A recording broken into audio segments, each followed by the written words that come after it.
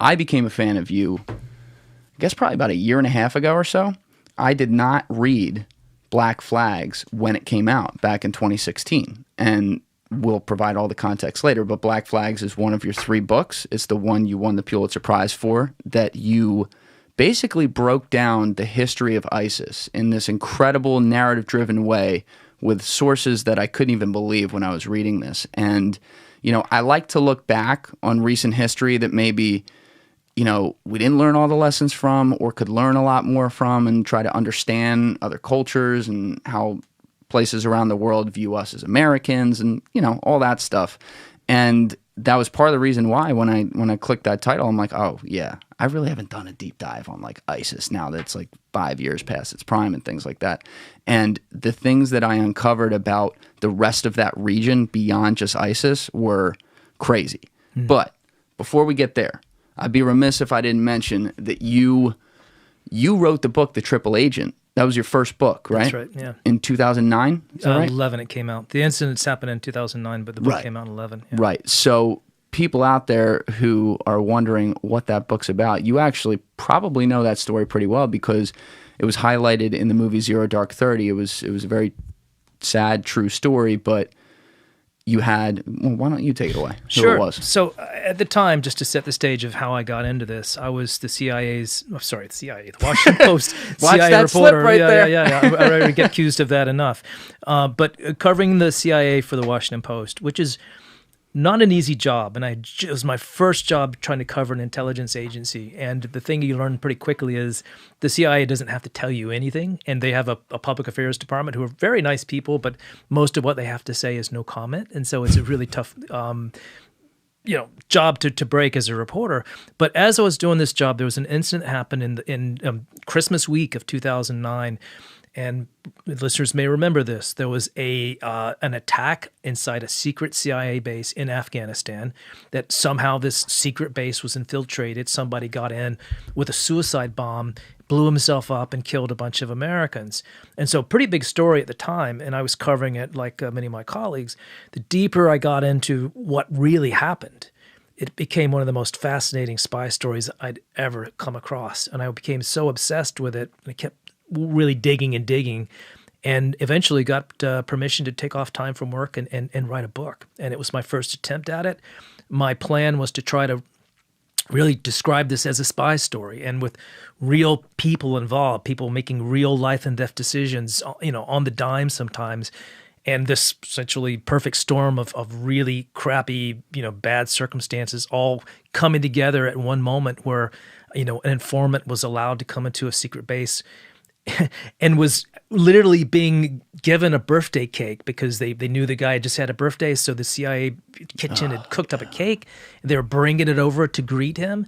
And as a thank you, he pushed a button and blew himself up and killed 7 Americans and a couple of others. Who was El Bellawi? Because we always heard like the tagline, the Jordanian doctor. Yeah. So I guess, was he a pediatrician? He was a pediatrician, and probably the strangest, candidate to become a suicide bomber. Right. Most of the ones we see are just, pretty poor, ignorant people who get pushed into this role or talked into killing themselves, and sometimes even have to kind of sew the suicide button on their coats because they're afraid, their handlers are afraid they're going to chicken out at the last minute.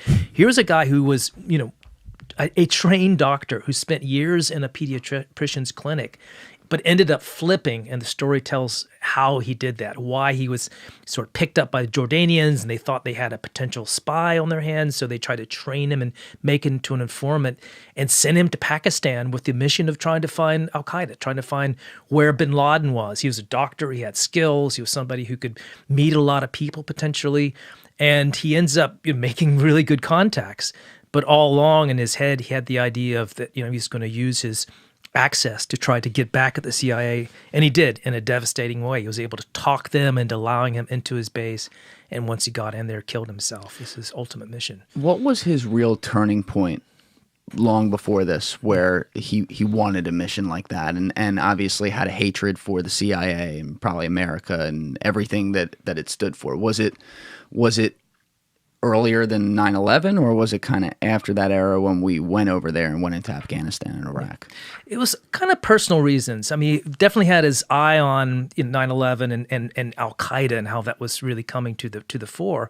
But in the late 80s, here's a guy who was, as we said, he was a doctor. He was treating children every day, he had kids of his own. He lived a middle-class life. But he was radicalizing on his own because of what was happening in his neighborhood. He was a Palestinian by birth. He's watching every day what was happening in Gaza. There was a military incursion by the Israelis into Gaza in 2008, and he was outraged by it. He was treating some of the wounded kids. And so this fueled his anger and his desire to try to strike back in some way. But his only way to strike back as a doctor living in Jordan, this fairly peaceful country, was to write a blog. So he was writing this secret blog under a sort of a assumed name. He created a name and an identity for himself, and he was putting out content just like a podcaster might do, sending out just, daily summaries of what the jihadis are doing, and here's what they're saying, and making it, graphic, making it, loading it with pictures and videos of Americans getting killed in Iraq and that kind of stuff. And people ate it up. He became a celebrity, even though nobody knew who he was. Was that easily traceable, though? Like, couldn't they have gotten that? That's how they got him eventually. It took a couple years because he had this little closet activity for a long time. And finally, with American help, the Jordanians were able to sort of trace the computer signatures to this man's house. And lo and behold, this really radical, very popular jihadist blogger was right under the Jordanians' nose, living in Amman and having this secret life. And so the Jordanians basically busted down his door one day and arrested him. Now, Jordan, I do want to put a pin in this as well. Jordan is going to be a big subcategory topic today through all the things we're going to talk about, because one of the wildest things about Black Flags was the character of the King of Jordan, who you now know very well. And, I didn't know a hell of a lot about Jordan. I try to know what I can about the Middle East. I'm very interested in the topic, but they were always kind of that country who I guess was like kind of allied with Israel and wasn't like, it wasn't religious zealotry and stuff there. But beyond that, I didn't know much. And to fill in the blanks, like with your books, you really lay out how much, I'm going to mess up the pronunciation of this, but the Mukhabarat, is that right? Mukhabarat, yeah. Mukhabarat, which is their intelligence agency, is wired in directly with the CIA, and there's a ton of help going on over there. But when these guys got a hold of El-Beloui and discovered him, the reason I was asking, like, isn't that easy to get caught? I'm kind of wondering if, like, as a smart guy, like a doctor, if he knew that and kind of wanted that, almost to be like that double agent. Do you think he had some sort of already cooked up idea that like he could play both sides in his head, or was it just like he was just pissed and created a dumb website? I think he was pissed and created a dumb website, but then the real interesting mind game starts after he gets arrested, because he pretty quickly flips and tells the Jordanians, "Oh yeah, I'll be a spy for you." But what's going on in his head, and really is making a plan. How is he going to use this circumstance that he finds himself in to maybe do something even more important? And that comes later in the story. But this is, part of the fascination of this guy's story is trying to figure out his own mental journey, where he ends up walking a tightrope between sort of these intelligence agencies and trying to help them, or at least appearing to, and the jihadi guys, the Al-Qaeda guys that he really identified with, and trying to figure out what side he's really on and what he's going to do ultimately with his life. Now, how quickly, because I don't remember, how quickly did they release the information publicly after the bombing happened at the end of 2009? How quickly did they identify exactly who it was? Was it pretty much right away, or did the CIA hold off on that? There was a bit of a delay. I think probably about a week. It started to come out that it was a bomber, so an informant, somebody who got into the camp. And then it became clear that it was a Jordanian. And this is for journalists, this is where it really when we're off to the races, because once we found out that it was a Jordanian, then we had to figure out what in the world was he doing in this no man's land between Afghanistan and Pakistan, and how was an informant for the CIA, in this position to begin with, and why did he flip? And this became the puzzle that I was just determined to try to solve. So within a week, because that is pretty quick. I didn't know if they held it a couple months or something like that, because you got this book out in 2011. But within a week, the names, so now you can go do your thing. How quickly did you start to realize, oh, there's a major feature story here beyond just the reporting, which is at the time what you had always done. You had been writing investigative journalism. You hadn't done a full-length feature, so to speak. So I didn't know how long it was going to take to try to figure out some of these mysteries, and it turned out to take quite a long time, starting with the fact that all the Americans in the beginning, there's 7 Americans who lost their lives, their names are classified. We didn't even know who they were for the longest time. We would get bits and pieces because there'd be a funeral service, a memorial service for someone who's, okay, well, this is one of the people from the CIA mission. Eventually, we were able to get all the names, and then it was a question of, can I get family members to talk to me about the lives that people were involved? And can I get their trust? Will they share things with me, like, text messages and emails and letters? And ultimately, yes, they were. I was able to make contact with each of the families and start to put together the CIA part of the story before anyone at the agency would talk about this at all, because everything about the mission was classified. Were you going into it, because you're obviously the CIA reporter at the Washington Post at the time, as you laid out, but were you going into it thinking this is, just by the sounds of what you were saying right there, a full CIA story? Versus, hey, I really want to get to who this guy was, because what you ended up doing, and this is your one book I haven't read because I had watched documentaries on this whole thing before. I found out later that this happened to be your first book, so I do want to go back and read it. But the way you explained it to me, you ended up really telling the story heavily of this guy and who he was and why he shifted. And you already laid out some of it, but did you think that's where it was going to go, or were you more looking like, let's look at who died here and what they were doing? Yeah, I was looking mostly at the CIA angle and trying to figure out what went wrong initially. But the more I found out about this unusual spy, this mole that the CIA thought they had inside Al-Qaeda, the more interesting he became. And I ended up, we talked about Jordan. This guy was from Jordan, middle-class neighborhood in Jordan. And I had to spend some time trying to figure him out. So I, of course, traveled to Amman. I spent a lot of time trying to get around his family and try to figure out who to talk to. And it ended up, there's a great story in this, but I ended up being able to get access to his family and spent a lot of time with them. And like his wife? Or? His wife lived in Turkey, and she was a bit of a different story. But his father, his brothers, I had this, we just have a translator, this wonderful woman who works with me when I go to Jordan, and she's a trained journalist. She's really smart, and she happens to be just a beautiful woman. She's blonde. That helps. Yeah, that helps. It does, and it helps in this particular case. She says, very unusual looking in Jordan because it's usually dark skin, dark hair, dark eyes. She's a blonde, so she stands out everywhere she goes. And so we decided we were just going to cold call this family. So we go to their house, drive up to this neighborhood in Jordan, knock on the door, and the guy's dad, the bomber's dad, he's lost his son a few months earlier, walks to the door to see who's there. And my translator explains that, I'm a journalist from the Washington Post. We just wanted to talk to him about his son. And he says, I can't talk to you. The government's watching me. Nobody is allowed to talk in the family. And I just can't.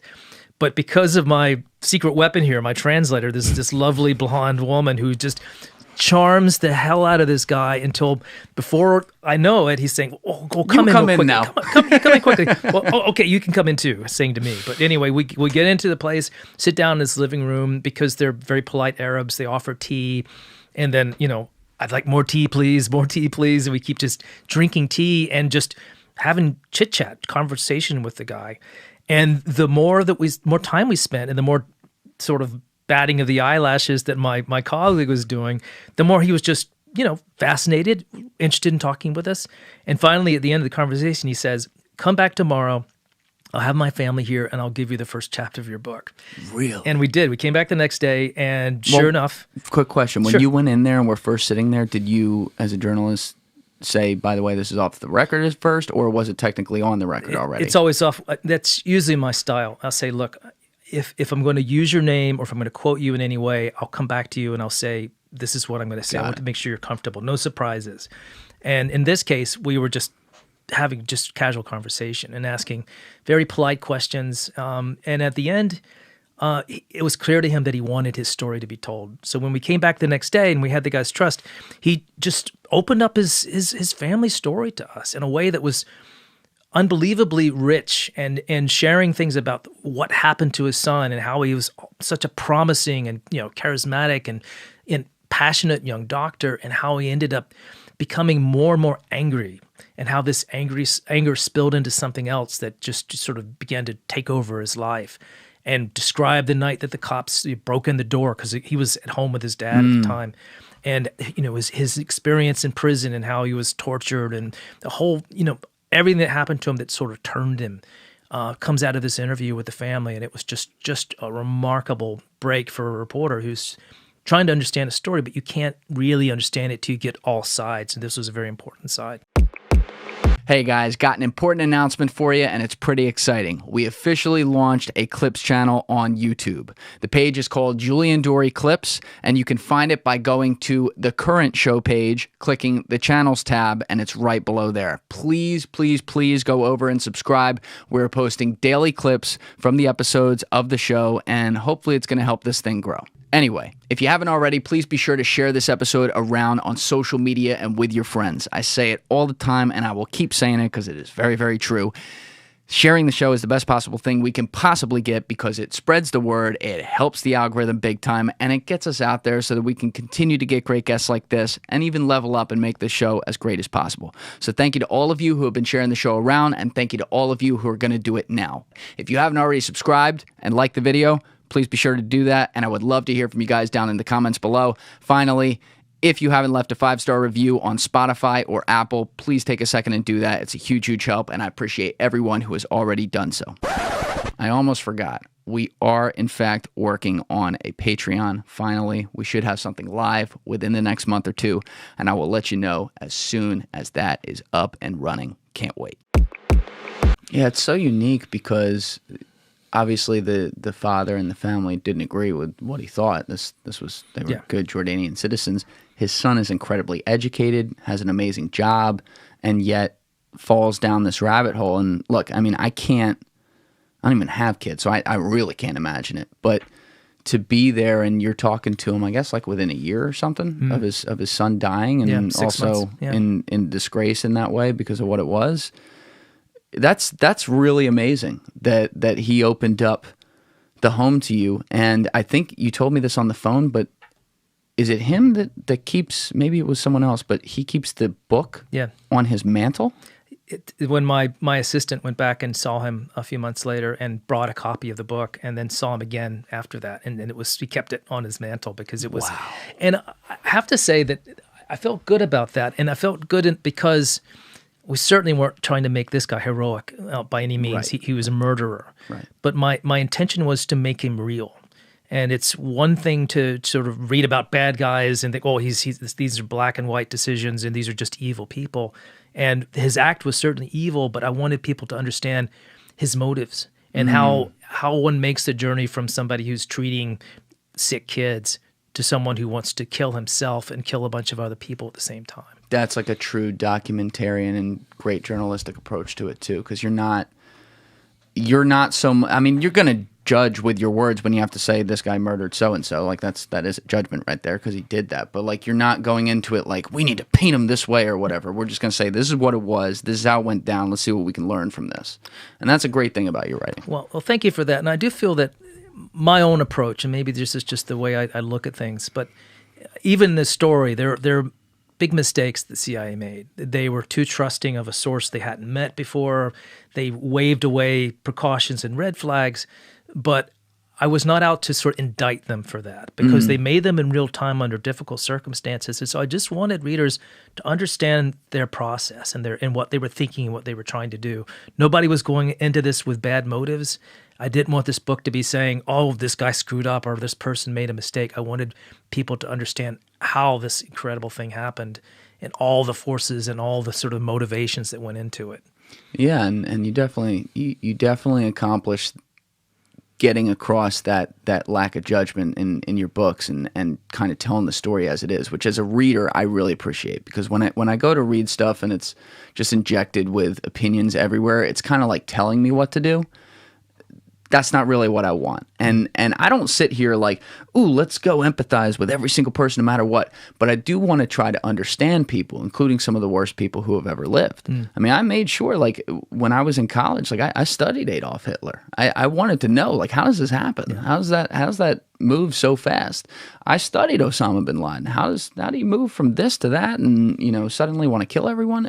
It's not like you're born that way. There may be some people who are born with certain genes that are maybe predisposed to getting angry at stuff. That's certainly an argument. But to go to like mass murderer, something happens there. Something in your environment. A lot of things probably happen. And I don't know. It wasn't necessarily accurate towards the CIA at all. But did you ever watch that show Homeland? I did. Yeah, we binged that one. You what? We binged big chunks of that show. Yeah, my wife and I. Oh, so you did like it? Yeah. What did you think of the depiction? It was okay. So liking it as entertainment versus how close it is to reality, and it's not that. It is not how these guys do their jobs. And I know you've had some great CIA guests on the show, and then like their jobs get really exciting and dangerous.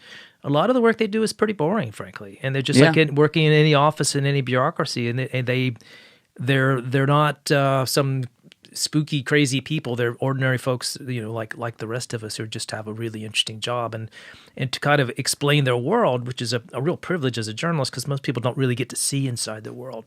But it's fascinating, and it's everything is gray in their world, because I think, as some of your guests has pointed out, their whole business is about breaking the laws of other countries and getting people to betray their country and do bad things to their cause or to their families even. But that's what the job is about. That's how we keep our country safe. Yeah, it's the ultimate us or them kind of argument. And so I get that. And it's hard to, like, I can't imagine doing that job, because sometimes, you know, it's not like you're calling all the shots too. They do have, there's a lot of covert spies who have a lot of leeway for sure, but there's an overall mission, and it's given to you like, hey, here's what we got to accomplish. And sometimes you got to make some serious moral jumps in what you do, and I don't envy that. But when you look at reporting on them and comparing it to something like Homeland, I know obviously, like you lay out, some of that's cringy, but there was one quote I've cited in that show, I think it was from season 4 or 5, something like that, that always resonates with me, and it was told by the terrorist Haqqani, I think his name was. That sound familiar? Yeah. He was the dude in Afghanistan, which, by the way, that dude played a great terrorist. That was the best terrorist I've ever seen. Shout out. But he had a line where he's talking with Saul Berenson, who was at the time, I guess, in the show, like the deputy CIA director or something like that, where he had him hostage and Saul was trying to understand him. And he said, America hates what it can't understand. And I think about that a lot, because, you know, I know you're trying to do good in the world and spread democracy and, you know, fight against totalitarianism or evil, and that's great. But, you know, I feel like a lot of people who have done evil things, like look at terrorists like you do, I think part of it is they see some of these endless wars. They see the mistakes and not the right things that we do. That's just human nature. Yeah.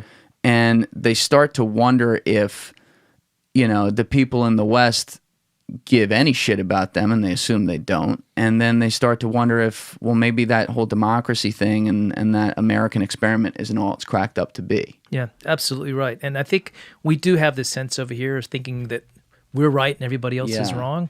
It's an interesting thing that I discovered pretty early on in my job, which involves a lot of foreign travel, is the rest of the world doesn't see us quite that way. And if you're living in a country in the Middle East where you live in a dictatorship, you've got a guy who runs your country and runs your life because he controls the police and the Secret Service and everything about your life. He's propped up either directly by American aid or because of oil that we're buying from that country and enabling these, you know, really corrupt governments to stay in power. If you're a young person with just normal aspirations who just wants to have a normal life and live with some freedom and dignity, you're looking around and saying, well, the problem is this dictator we have, and the way the dictator gets here is because America is corrupt in supporting him. So they often look at us as the bad guy. And so when you want to understand people's motives, you see even someone like bin Laden, as awful a person as he was, He's not going out to say, well, I'm going to do evil things. From his point of view, he's trying to right the world, right the Arab world, and bring it back to some kind of sanity as he sees it in his mind. And we're not good actors in his book. And I think understanding that can sometimes help us get out of a lot of problems. And just to skip forward a little bit, but just if you look at the Iraq situation, we all wanted to go in as heroes in Iraq and liberate a country, and oh gosh, they'll be so grateful if we do that. And you know, the Iraqis didn't see it that way. Yeah. Most of them didn't, especially as time went on and things didn't get any better for them. And sometimes if we think about these things a little bit more ahead of time, might put the brakes on some of our ambitions. Yeah, and that's where, I mean, Iraq is the ultimate one. And I always say this just to separate it. Like, the people who went there following orders to go there, our military goes where they're told to go. It's not their fault, and it's a terrible war that they got dragged into. But when you do see what happened there, and the fact that you took your eye off the ball, the stuff that was actually a problem, as far as like, oh, Afghanistan was harboring the terrorists who did 9/11. When you start to go there, and then you look at how we went to Iraq, especially all the things that come out in the years after, that's where, if I'm an unbiased party and I'm putting myself in the shoes of some kid in Yemen who's part of a victim of a proxy war right now that's with one of our supposed allies, Saudi Arabia, not so much these days, but you know what I mean? Like, I might be looking at the U.S. and going, who the fuck are those guys? Yeah. Like, why, what gives them the right to be here and destroy my land? And, you know, that doesn't condone any of the evil shit that may come of that kid growing up becoming a deranged terrorist in this way, but I understand how he got there. Yeah. If I can share a quick story that's actually in Black Flags, but it's a story told to me by Stanley McChrystal, who was the sort of general who was head of special ops, special forces in Iraq, and a really exceptional military commander. But he tells the story about this midnight raid in this house. They were looking for Zarqawi, this terrorist. But they go into this house, and as our soldiers do, because this is how they're trained, they break in because it's a dangerous situation for them. They ransack the house for weapons, and then they're sort of entering women's bedrooms, which is a huge offense. I mean, it's very offensive in the Muslim world for men to walk into a strange woman's room. It just isn't done in their culture. And then making all the men go out and lay down on the street, face down, with their hands behind their heads. It's just typical behavior. But in the middle of this scene, out comes this boy, maybe 4 or 5 years old. He sees his dad lying in the street with his hands behind his head. He walks out and he lays down next to his dad and assumes the same position, puts his hands behind his head. And McChrystal's watching this, and he has this moment of realization, puts himself for a moment in this little kid's head, who sees these big Americans who look like linebackers with all their gear and their guns and their night vision goggles. It looked pretty scary and not very human, coming to his house and humiliating his father, and then he just lays down on the ground next to his dad. And McChrystal's thinking, this kid's world just changed, and he's never going to look at Americans the same. He's always going to have in the back of his head this moment. Yeah. And how we sort of change that kid's behavior and try to, direct him into being like a normal, productive citizen instead of being a terrorist. I mean, we're already behind the 8 ball on that.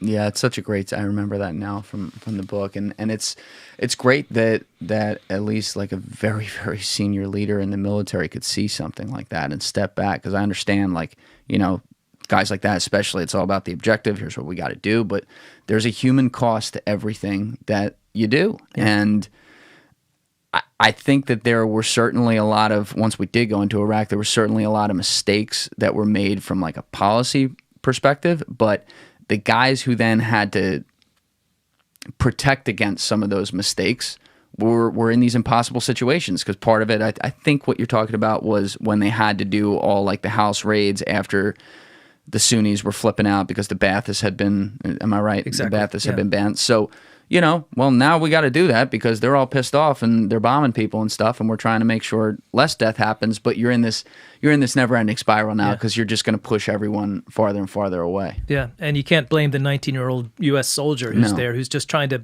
protect himself and save his buddies' lives. And so, of course, they're going to do this, and they're going to follow orders and do their mission, and serve honorably.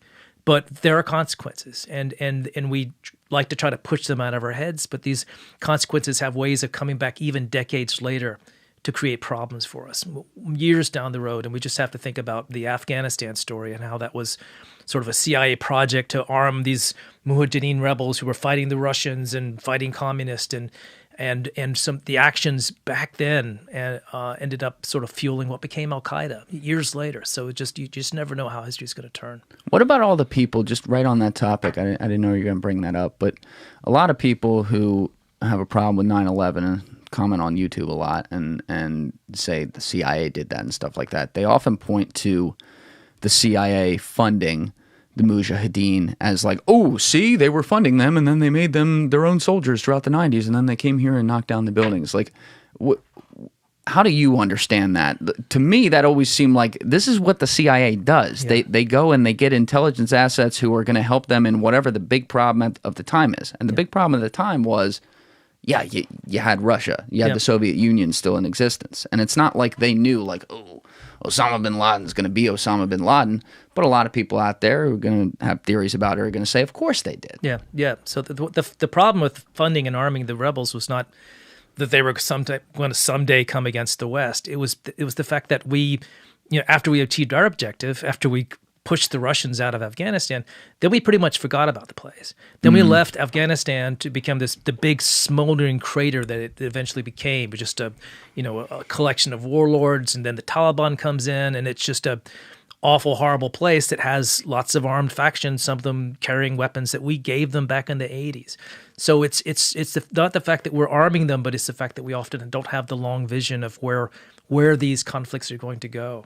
So the CIA was extremely successful in Afghanistan because our big adversary was the Russians, and we did manage to help kick them out. And it was one of the great accomplishments of the Cold War, but it turns out it had other kinds of consequences that we didn't even imagine back in the 80s when this was happening. Yeah, when you look at content made about the 90s, especially with the CIA, and you talk about those early deaths, what was it? What was the name of the bin Laden desk again? I'm blanking. Oh, it's Alex Station. Alex Station, right. That's it. It's like they were like the small little desk over there, like doing this cute little thing kind of, and it became the central story because I think whenever you have some sort of power vacuum, and especially if you're the one that left it behind in some ways, you don't really hear that sucking sound until it's too late. If I look at world history, that just seems to be a common pattern. This doesn't seem any different. Yeah, nobody took bin Laden seriously up until even after the bombings in Kenya. It's in I guess that was 98. They were just seen as just Bush League, not very important, certainly not a threat to us. And this little Alex Station, this small unit within the CIA that was focused on bin Laden, was getting no resources. Nobody was paying attention to them until at the very end, when things started to get really, when the red lights, as George Tenet would say, started to flash that something was about to happen. We didn't really care about bin Laden or Al Qaeda at all. Yeah, and the timing of also you had a new administration in there, which is brutal because then you got to reconvince a bunch of people. It's the timing of everything was wild. But what year again did you become the CIA reporter at the Post? It was 2007. So okay. This is right after the revelations about black site prisons, and so it was a pretty murky time for the agency. Probably get there today. Okay. But before that, what was your role at the Post? So I had been an investigative reporter at the Post. I was brought in to essentially do environmental investigations because I'd done that. That's just like you were talking about. Won the prize, and so the Post hired me to do that. And then 9/11 happened, and this is one of those moments when everything in a news organization changes. We had our national security reporters, but suddenly everybody had to be a national security specialist. Because of my environmental work, I'd done some work on nuclear radiation, on weapons, weapon stockpiles. Just happened to be part of what I looked at. And so my bosses said, oh, you know about nuclear stuff. Why don't you write about Al-Qaeda and dirty bombs? So I went off to figure out, is Al-Qaeda going to be able to blow up a dirty bomb someplace? And that became essentially a proliferation beat. So for the next 4 years, I ended up essentially traveling the world trying to figure out what were the WMD threats. What were the things that were going to, have the possibilities that Al-Qaeda could get a dirty bomb or a biological weapon or a chemical weapon. Or in like 02, 03, 04, you're saying? That was it. And right in the middle of this comes the big question of, well, what about Iraq? Does it have a WMD program? And I was still new enough at the job that I was of kind of a lot of self-doubt. I mean, am I really going to be able to answer this question? This is a question that lots of reporters are trying to get at. And my colleagues at the New York Times, some of them were sort of singing the same chorus as the administration at the time, saying, yes, Saddam Hussein has this nuclear program, and we're gonna wake up to a mushroom cloud someday because they're off to the races to build all these weapons. Like Judy Miller. Exactly. Yeah. And I understand how these stories get started sometimes, but I was kind of beginning with a blank slate and just trying to figure out this story myself. The more I kept poking into it and talking to real experts, the bigger the doubts became about whether there was really a significant weapons program there at all.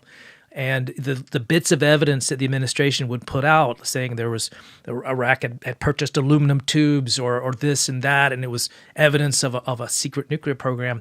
When we really got to the details, none of them worked out. None of them panned out. We talked to Iraqi defectors who were said to know where chemical weapons facilities were and where Saddam Hussein was building nuclear bombs, and we got Google Earth maps and just satellite imagery and tried to piece these things together. And every single one of them would just evaporate the closer you looked at it. And so our stories became very skeptical. We said, well, there's claims about a WMD program, but there's no real evidence. And yet, even after the invasion started, my bosses were so convinced that they were going to be found, they were ordering me to go and, to be on hand to whenever these big stockpiles were discovered so I could write about them. And of course, years passed and nothing was ever found. This is wild, though, because you essentially go from, I would imagine there had to be some international reporting, but you're doing a lot of stuff that like we focus on here with like environmental reporting. Pig farms. And then suddenly it's like, all right, go to the Middle East. Yeah. Like what do you do? They send you over there the first time you get on a flight. You're obviously going over there to try to find sources. Like, did you have to learn how to do all that? Because you're going into a different culture. Like, that's crazy. Like, you did this so fast. Yeah, it was absolutely crazy. But it was this incredible learning curve for me, how to operate, how to work, how to report overseas. Because it's a really big challenge, especially in the Middle East where it's not particularly safe. People don't want to talk to you. And so sometimes it's a matter of building a source network, getting people to introduce you to people, sometimes just being at a publication like the Washington Post, which has a reputation, will allow you to get an interview with a foreign minister or somebody in the cabinet. And piece by piece, you start to put together a network of people who will talk to you, people you can reach out to if you're trying to figure something out. Did you speak any other languages? I spoke German, which did me absolutely no good. It does nothing. Wow. So I ended up I thought about trying to learn Arabic, but it always turned out to be sort of the easiest, fastest, cheapest thing to do is to get a really good translator, people we call fixers, because they essentially become the person who does everything for you, who speaks the language, but also knows how to keep you out of trouble and can help you kind of connect with people for interviews. So when I go to a country, you sort of set up your fixer to help you, to meet you at the airport, and then you kind of create a program. We're going to try to do this, this, and this, and this. Can you help me? And then it takes 10 times longer than anything in the States, but you just slowly kind of get your work done, meet people, try to develop sources, and over time, if your reputation holds up, and reputation is everything in these countries, you can start to do really good stuff. And once you begin to sort of break news or become someone that people look to as someone who really knows what's going on, then your reputation helps you as well. But for reputation, though, what about when you write honest stories based on what you find that people aren't going to like? Yeah, and that's going to happen almost every day. Yeah. But the trick is, are you accurate? Did you reflect the reality that people can see? Because the folks who are involved in this certainly know the situation better than you ever will. But did you portray it accurately and fairly? Did you reach out to them for comment to make sure that their side was represented, or at least had a chance to respond? And also, just really important in this part of the world, did you keep your promises? If you promised to keep somebody off the record or not mention them or their agency, and you keep your word, you're just putting credit in the bank. So the next time you go over there, it makes your job easier. One mistake, one slip up in a story, getting something really wrong in a story, or betraying a confidence, or getting a source in trouble, then suddenly all the doors are closed to you. So it's extremely important that you handle these stories, delicately and accurately, and just so you can go back to the source a second time. Well, we also always hear about with the military or journalism commonly about the whole interpreter thing. It was a major focus, for example, when we pulled out of Afghanistan, because there were a lot of interpreters left behind who were going to be found and executed by the Taliban. But I was thinking about this when that happened. I'm like, it's not like there's like some recruiting agency when you land on the ground, like, okay, here's where every translator is or whatever. Like, the way I understand it, you're going out and you're finding people who obviously speak the language and who volunteer and you get a good rapport with. But if you don't speak the language and you're going out to places often alone with this person, wouldn't there be good intelligence missions for people to put in other countries, translators? Yep. You know what I mean? Like, as far as like then they get to lie about what's actually said? I found that out the hard way. I did have one significant overseas experience, sent before all this happened. So back before the pig farms story days, I was a UPI correspondent, a wire service correspondent based in Eastern Europe. And what does that mean? So working for it's a wire agency, so AP, Associated Press, and the other one at the time. It's now doesn't really exist, but it's called UPI, and they were kind of the rival to AP.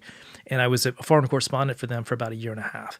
And one of my, I was covering countries like Bulgaria and Romania and places that were still communist or starting to emerge from communism. And one of my fixers in Bulgaria turned out to be an agent for the Communist Party. We didn't realize it at the time. I didn't even know it until years later. But it turns out he had been essentially feeding me, party crap, which we didn't necessarily take at face value. But it was interesting to know later that this guy was completely untrustworthy. So more typically, what we do is there is in every country there is a small group of people who are known within the journalism community as reliable. So you talk to your friend, and he's been in Iraq, and he's worked with this one guy before.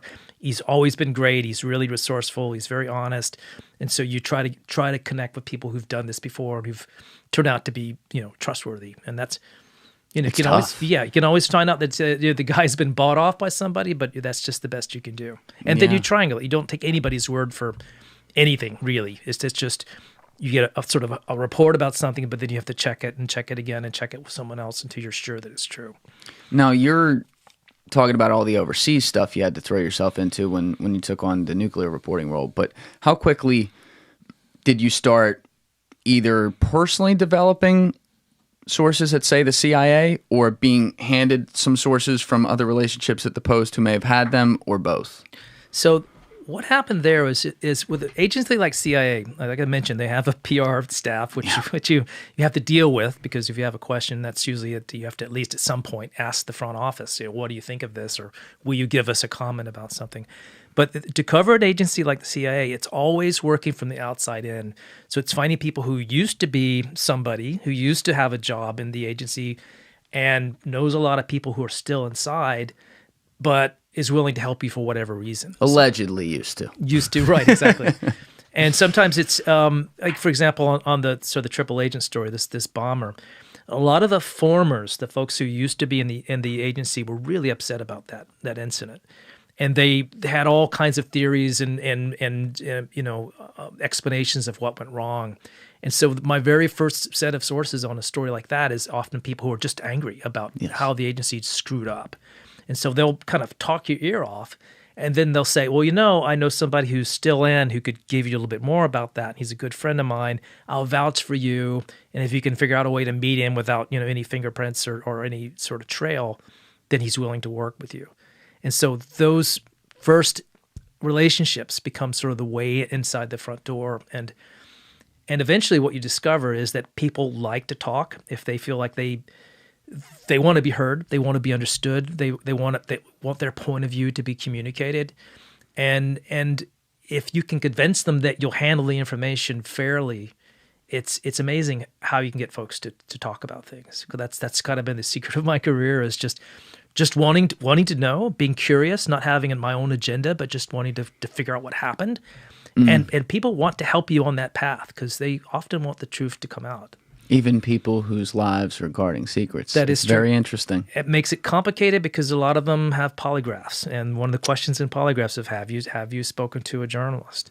And so the ones who are undergoing that process, it gets really, really tricky. But you find out that at the higher levels of management, sometimes those polygraphs aren't really a thing because they happen very rarely, if at all. And that's even better because you get to the best sources. To the best people who really understand. But that's also the question from like a cynic perspective. Like I can't imagine doing a job like yours as well. Because like I just do a podcast where we have guys in and we keep it real and people shit talk on YouTube comments. That's very, very different, right? But you're actually writing feature stories that are official reports and you're writing books. And you're dealing with people who absolutely as a part of their job, and I'm not even saying that this doesn't make sense. I think it makes a lot of sense. But as a part of their job, they have to operate in deception of what the public knows. Yeah. And that means the media. Yeah. Right? So how do you – I know you can never like bat 1,000 on stuff. Like you're not a robot here. But how do you try to figure out what's being fed to you in a specific way versus what is actually – at least some level of truth here that I can run with to start doing my work to figure out what happened? Right. And that's a really good question. And I think it's useful for people to understand how this process works because I think people don't often understand how journalists do their job, at least at reputable news organizations. And the thing is, we get told things all the time that may or may not be true. So just because somebody is telling you something, even if they're a high-level person, they're not necessarily telling you the truth. It may be very self-serving. And so it becomes important to triangulate. And that sometimes is the hardest part of the job because you've got to find somebody else who really knows about this, who has no connection with this first guy you talked to, who can set you straight if it's wrong. And I'll give you an example. There are Middle East governments who, because of my background and my travels and past experiences and connections, will sometimes reach out to me and say, hey, did you know X, Y, or Z? Did you know the Iranians are doing this or that? Or did you know that the Al-Qaeda is over here and they're about to, it's amazing what you'll hear. It's like a minefield too, because you're trying to pick it out. And then you say, oh, that's really interesting. And how do you know that? You try to kind of probe a little bit, what's the source of this? Can you be on the record about this? Usually they can't be. Mm-hmm. So then if I'm going to report the story, I got to do a lot of work to figure out if it's true. So I'll check in with people I know in another country who have maybe they're even antagonistic to this first country to try to figure out what their perspective is. And if it's real intelligence, it tends to get shared around by governments. If the Israelis figure out something, they'll share it with the Americans or the Germans. Keep this mic close to you, by the way. Sorry. And so it sooner or later you'll find, if it's true, you'll find somebody else who knows about it and may be able to shed light on details. And if you'd gone to that person in Germany and just said, asked them the question out of the blue, they probably wouldn't talk to you. But if you go to them and say, listen, I've heard this, but we want to make sure it's accurate, sometimes in the service of just trying to correct an inaccuracy or just to give a different perspective, people will open up and say, well, that's partly true, but it's really more like this. And then through this process of triangulation and just lots and lots of work, you get to the point where you can be comfortable saying, well, this is how it happened. And then you have to be careful in how you describe it and how certain you are and maybe not certain, but at least you have some comfort in knowing that this is pretty solid. So you actually, and I want to make sure I followed this correctly, you made me think of it, something I hadn't thought about with how to corroborate things. Like we think about, okay, the CIA, the NSA, the FBI, like there's rivalries, like there could be all kinds of back and forth. So you can play on something like that to be able to figure out like, oh no, this person's bullshitting you, and they might actually be telling the truth that they're bullshitting you because they don't like those guys. Maybe the FBI and the CIA are beefing, and you actually figure out like, oh, the CIA was lying to me on that one. Fine. But it sounds like you're also pointing out, using like some of the country examples, that you could have some really good situations where, let's just make up one right now. Let's make up one that would never exist right now. The FSB and the CIA are partnering on something. Yeah. And you have sources in the Jordanian intelligence who, on this thing, they have nothing to do with it. They like America, obviously, but like they don't really care. And they may actually understand, though, what's going on and have no dog in the fight. And you may get information from the CIA, and the Jordanian guy may say, well, actually, that's not true because we have intelligence that says this, and they're not actually helping out the U.S. here. Yeah. So you could even like play your culture connections to try to verify stuff, which is pretty cool. All the time. And it turns out that there's often, even countries that have alliances, you'd be amazed how often there's also jealousies or just sometimes a lack of respect and or some kind of antagonism. And it could be, like you mentioned, CIA and FBI. Often they really don't like each other very much because they have completely different jobs. The FBI folks look at the CIA people as just, guys who sit around embassies and read newspapers and then rewrite them and pretend like it's intelligence. So they're very dismissive. And so you can get, if you hear something from an agency person, if you check it with the FBI, if it's wrong, they're very, very happy to tell you that the CIA is full of crap and they didn't have anything to do with it. But the same kinds of relationships occur in the Middle East in particular, where it's a big gossipy community. All these countries have relationships with each other. Often they're personal. They're kin folks, like the sort of the emir of this country as brothers who are it's very incestuous. And so once you kind of connect into the gossip stream and then check different parts of it, it's amazing how people like to talk about each other and like to put down each other or maybe compliment the other. But it's a fascinating flow of information that if you can tap into, you can learn all kinds of things. Yeah, I mean, it's just, there was a story that stuck out, and unfortunately it was from the Washington Post. A couple years ago, Joe Rogan had this guy, Tom O'Neill, in, who, I don't need to go into the whole thing because I've done it before, but essentially this dude gave up like 20 years of his life, and something that was never supposed to be a book turned into a book about the Manson murders and MK Ultra, and his evidence was absurd. And so during this long odyssey making the book, sometime in, I want to say it was like the mid-2000s, late 2000s, something like that, he had a friend who she was high up on the editing team at the Washington Post. I don't know if she was the lead editor. I don't remember. But he was in possession of documents from the CIA that had, let's say it had 3 to 4 answers on it. Like, absolutely, for sure, this is what it is, because he got it from a perfect source, and like it was checked. I think he checked shit at the National Archives, whatever it was. Like, he knew the answers to questions. And he said to her, he said, how well do you trust these 2 guys at the CIA who she was working with on a bunch of the stories that were happening? And she said, oh, they're great. And so he goes, all right, well, can we come in and ask them some questions? She's like, sure. So she brings him in. They go into her office. They get these guys on the phone. And mind you, he's got the answers right here. And he has her ask 3, 4 questions, whatever it was. And they like were very nice. And they're like, oh, yeah, no, totally. We'll fill you in on that. And she's like, okay, cool. Gives all the answers. And she's like, awesome. Thanks so much for the help. Hangs up the phone, and he hands her the document and says they were all wrong. Wow. Every single one. Now, goes back to one of the original points we were making.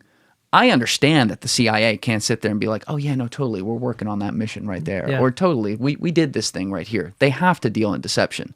But it goes to show you, even at places like the Washington Post, wherever it may be, you don't know. You have to do the back work that you just laid out all right there, and hope that you get it like 6 ways to Sunday, so that you can say with a reasonable confidence that, like, all right, it appears things are in this direction, and yet you still could get caught in that minefield. Yeah.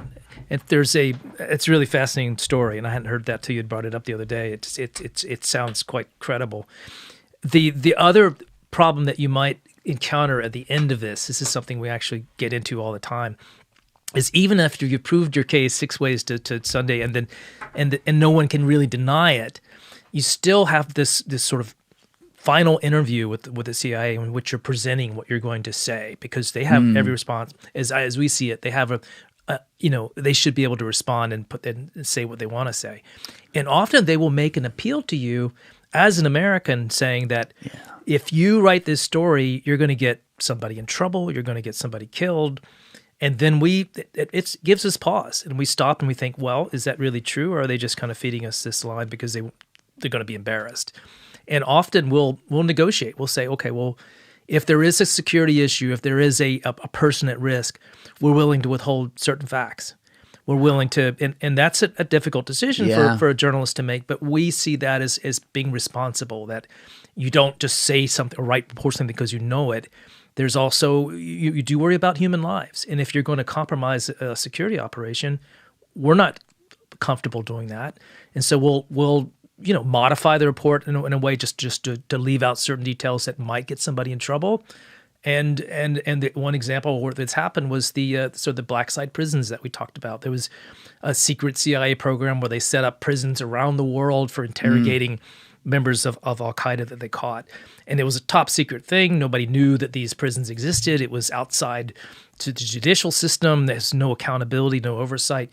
What years are we talking about? This was 2005 and for 6 was when the stories broke. Got it. And so the initial stories that we wrote, we knew where the prisons were, but we agreed in a negotiating process with the agency that we wouldn't say specifically where they were because there would be possibility of attacks on those facilities. There was real danger for people if we pointed to specific facilities. So we left that out, and it was still a powerful story. We still revealed something we felt was very important for people to know about. Yeah. But we tried to do it in a responsible way, and that's just sort of the balancing act that we have to deal with sometimes. And that one actually seems easier because I think not necessarily saying it's in this town at this building. Yeah, of course people want to know that, but like, you can get the point across and be able to say if you have evidence among a whole bunch of other variables there, that one makes sense. But this is such a difficult thing for you guys because, that slippery slope of like, all right, well, where are we being American versus where are we getting played right now? Yeah. You can look to the example you laid out with like the whole nuclear proliferation reporting and stuff. There was a lot of that. I know once Snowden came out with all his stuff, I hope I remember this correctly, but there had been stories that were axed in the years leading up to that about, I think, stellar wind and some of the things he specifically reported on where they said, oh, Americans will die if you tell people about this. Yeah. And it's like, well, in hindsight, no, you were spying. And not to say like, one life can be taken anywhere. This is a world of 8 billion people. Like you can't totally work that way, but you don't want to start wars. You don't want to start major international conflicts. I get that. But, they use that as a cloud to cover up for the fact that they were essentially they were violating the Constitution by spying on Americans. Yeah. And, it's easy to stick your foot in the face of the reporters way later, but I do try to imagine myself in that room having worked hard on this whole report, having all this evidence, and having some dude with a deep voice on the phone saying, hey, man, people are going to die if you put this out. Yeah. That's a lot. Yeah. And sometimes in some of the most ferocious internal fights at the paper will be when there's disagreement about whether or not we're just being, getting BS here, that the agency is just trying to keep us from embarrassing them. And so the reporter who just fought and fought and fought to get the information wants it to be published. And an editor will say, well, look, we should modulate this a little bit. We don't have to say everything we know. And it gets kind of contentious. And we do often wonder, even after the story's posted, if we've been played, and but it's just part of the daily kind of murkiness of the job where you try to do the best you can to inform the public, but also try to be responsible as citizens because we do see ourselves as that too. Yeah, it's tough, but like you've been saying all day, you have a lot of friends in a lot of other places, and we got to go there now because we've been talking about Jordan, and I mentioned something early on about the king, but like I said, that was the revelation in Black Flags, how cool this dude was. Because, I'm from America, and it's like, we hear king, we hear queen. It's like we fought a war over that shit like 300 years ago. I don't know. But this guy was a dude who never wanted the job, never expected to get the job, and he's cool as shit. Mm. So can you tell people who don't know what King Abdullah is about and what, like how he came to power and maybe how you got to know him as well? Yeah. This is a really fascinating story. And so just to remind readers to remind viewers and same shit, they're going to buy your book. Absolutely. What are the names of your books, by the way? Let's put those links in the description. So I've got Triple Agent was the first. That was the one about the spy operation. Black Flags was number 2, and then I just had hold this bad boy up for the camera right here. Link in description. And just last year came out with one called Red Line, which is also in the Middle East, but it's about Syria's chemical weapons program and how we managed to get it out of the country in the middle of a civil war, which is a great little spy yarn all by itself. Just finished it, and it's phenomenal. People should go get it. Links are in description. Awesome. But anyway, I cut you off. Thank you for that. But so Jordan is this country that's it's small landlocked country of about 7 million people in the middle of the worst neighborhood in the world, but happen to be some of the best friends that America has. We've got a sort of it's a monarchy, so you have a family of sort of kings that actually trace their lineage back to Mecca and to sort of the Prophet Muhammad. So there's a very ancient family. But when this country was created out of whole cloth after the end of the First World War, this family called the Hashemites were put in charge and put on the throne. And so King Abdullah is the current king of the country, and he's the fourth to hold the throne. And he's a really interesting guy. And what makes him attractive to me as a leader is, as you said, he's not someone who grew up expecting to be king. It was always going to be his uncle. He was one of several sons of multiple wives that his father had, and so he was just preparing for a job as a military guy. He went into service and actually did the railway and became an officer and participated in military operations. Was he not the oldest son? He was not. He actually was the oldest son. So in that sense, it's complicated in Jordan. But it's not like the British royal family, exactly, like the next of kin. The crown prince, until he became crown prince in 1999, was going to be his uncle, and that's just the way things have been set up over there. It has to stay in the family, but the king essentially decides who's going to follow him. Thank you guys for checking out this clip. If you haven't already subscribed, please subscribe and hit the like button on this video. It is a huge, huge help. And if you'd like to check out this clip's full podcast episode, that link is in the description below or right here. And finally, you can follow me on Instagram and X by using the links in my description below.